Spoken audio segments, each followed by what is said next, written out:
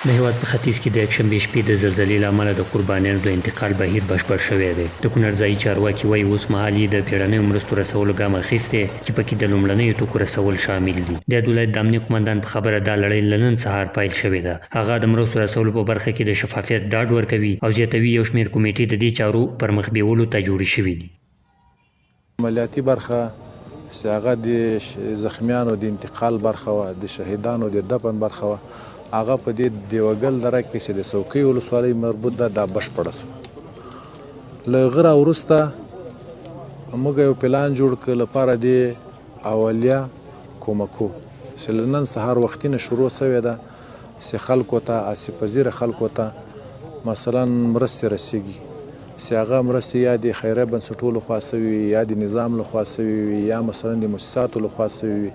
هغو ته موږ ښه نظم باندې کمیټې ورته جوړې دي. د کمیټو له طریقه مثلا خیمه ورکول دي، مثلا کمپل ورکول دي، نور اړین ضروريات دي.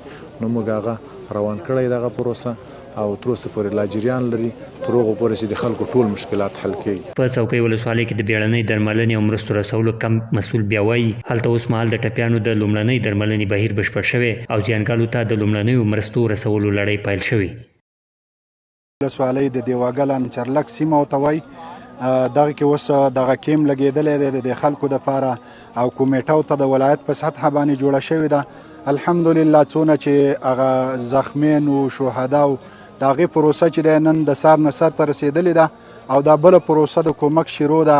هغه چې څومره شهیدان و هغه پرون دفن شوي دي، کم زخمین چې و هغه شدید زخمین و هغه خپلو صحت مراکزو ته نقل شوي دي او چې دا کم پاتې اوس په کومه پروسه روانه ده زمونږ نو دغه لګی دی د خلکو د کومک او هغې ته د ډوډیو او د مشروباتو او تداوي د صحت په بخش کې دا ټول موجوده دغه تاسې وینئ دا حالت روان دي. د هېواد په ختیځ کې د تېر یکشنبې شپې خونړۍ زلزلې له امله 2250 کسان مړه شوي، 3640 نور بیا ټپیان شوي دي. د چارواکو پر وینا یا د زلزلې د کونړ په بېلابېلو سیمو کې له 600 ډېر کورونه هم په بشپړ ډول ویجاړ کړي. که څه هم د مرستو رسولو بهیر روان دی مګر ځینو سیمو کې لا هم خلک شکایت کوي چې تر اوسه یې لاسنیوی نه دی شوی. یو شمېر کسانو له موج نیو سره خبرو کې ویلي اوس مهال تر ټولو لویه ستونزه د سرپناه ده او باید اړوندې ادارې دې برخه کې جدي ګام واخلي. د یادونې وړ ده چې په ځینو زیانګالو سیمو کې لا هم د ژغورنې عملیات دوام لري او چارواکي وایي شیبه په شیبه د قربانیانو په شمېر کې زیاتوالی امکان لري. عبدالله وصال، موج نیوز.